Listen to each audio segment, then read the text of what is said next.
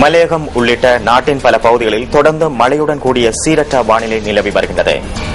இன்றைய தினமும் நாட்டில் மழை பெய்யக்கூடிய சாத்தியம் காணப்படுவதாக அறிந்து கொள்வதற்காக வளிமண்டலவியல் திணைக்களத்தின் வானிலை அதிகாரி கே சூரியகுமாருடன் நாம் நேரடியாக தொடர்பினை ஏற்படுத்துகின்றோம். வணக்கம். வணக்கம். இந்த கடந்த சில நாட்களாக வங்காள விரிகுடா பகுதியில் காணப்பட்ட இந்த வளிமண்டல குழப்பமானது தற்போது இலங்கையை விட்டு அப்பால் நகர்ந்து கொண்டு செல்வது அவதானிக்கப்பட்டுள்ளது. இதனால் இடியுடன் கூடிய மழை கொண்ட காலநிலை ஓரளவு குறைவடையும். இருந்த போதிலும் பிற்பகல் மற்றும் மாலை வேளைகளில் நாட்டின் அநேகமான பகுதிகளில் இந்த இடியுடன் கூடிய மழை காணப்படும். காலை வேளைகளில் காங்கேசன்துறை முதல் மன்னார் கொழும்பு ஊடான காலியான இந்த கரையோர பிரதேசங்களில் மழை காணப்படும். அதே போன்று இந்த இடியுடன் கூடிய மழை காணப்படும் சந்தர்ப்பங்களில் காற்றும் சற்று பலமானதாக வீசும். கடல் பிராந்தியங்களை பொறுத்தவரையில் இலங்கையின் கிழக்கு கடல் பிராந்தியங்களில் இடையிடையே மழை காணப்படுவதுடன் ஏனைய ஆழ்கடல் பிராந்தியங்களில் இடியுடன் கூடிய மழை காணப்படும். கடல் பிராந்தியங்களில் காற்றின் வேகமானது மணிக்கு 20 கிலோமீட்டர் முதல் 40 கிலோமீட்டர் வரையான வேகத்தில் வட மேற்கு திசையிலிருந்து அல்லது மேற்கு திசையிலிருந்து காற்று வீசும். இந்த கிழக்கு பகுதியில் வங்காள விரிகுடாவில் காணப்படுகின்ற வலுவான செறிவான மேக கூட்டங்கள் காரணமாக யாழ்ப்பாணம் முதல் திருகோணமலை மட்டக்களப்பு ஊடான காலிவரியான கடல் பிராந்தியங்களில் இடையிடையே திடீரென காற்று வீசுவதுடன் கடலானதும் திடீரென்று கொந்தளிப்பாக இடையிடையே காணப்படக்கூடிய சந்தர்ப்பங்கள் காணப்படுவதாக தெரிவிக்கப்பட்டுள்ளது.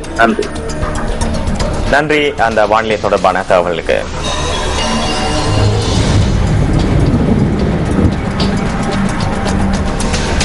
காணாமற் போனோர் தொடர்பான முறைப்பாடுகளை விசாரணை செய்யும் ஜனாதிபதி ஆணைக்குழுவின் முல்லைத்தீவு மாவட்டத்திற்கான அமர்வுகள் இன்று ஒட்டுச்சுட்டான் பிரதேச செயலகத்தில் இடம்பெறவுள்ளன. முல்லைத்தீவு மாவட்டத்திற்கான 2ஆம் கட்ட அமர்வுகள் கடந்த 2 நாட்களாக கரைத்துறை பற்று பிரதேச செயலகத்தில் நடைபெற்றது. இதன்போது 100கணக்கானவர்கள் சாட்சியம் அளித்திருந்ததுடன் புதிய முறைப்பாடுகளும் பதிவு செய்யப்பட்டிருந்ததாக ஆணைக்குழுவின் செயலாளர் HW குணதாச குறிப்பிட்டார். ஒட்டுச்சுட்டான் பிரதேச செயலகத்தில் நடைபெற இன்றைய அமர்வு தொடர்பான தகவல்களுடன் இணைந்து கொள்கின்றார் எமது பிராந்திய செய்தியாளர் விஜயகுமார் மதிவதனன். வணக்கம். நேற்று முன்தினமும் நடைபெற்ற ஜனாதிபதி ஆணைக்குழுவின் சாட்சி விசாரணைகள் கரைத்துறை பற்றில் நடைபெற்றிருந்தது. இங்கு 114 பேருக்கு அழைப்பு விடுக்கப்பட்டு 82 பேர் சாட்சியம் அளித்திருந்தனர். புதிதாக 84 சாட்சி விசாரணை பதிவு செய்யப்பட்டு விசாரணைக்காக காத்திருக்கின்றார்கள்.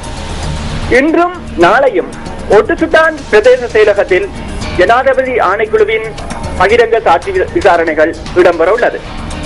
இங்கு 105 பேருக்கு அழைப்பு விடுக்கப்பட்டுள்ளது.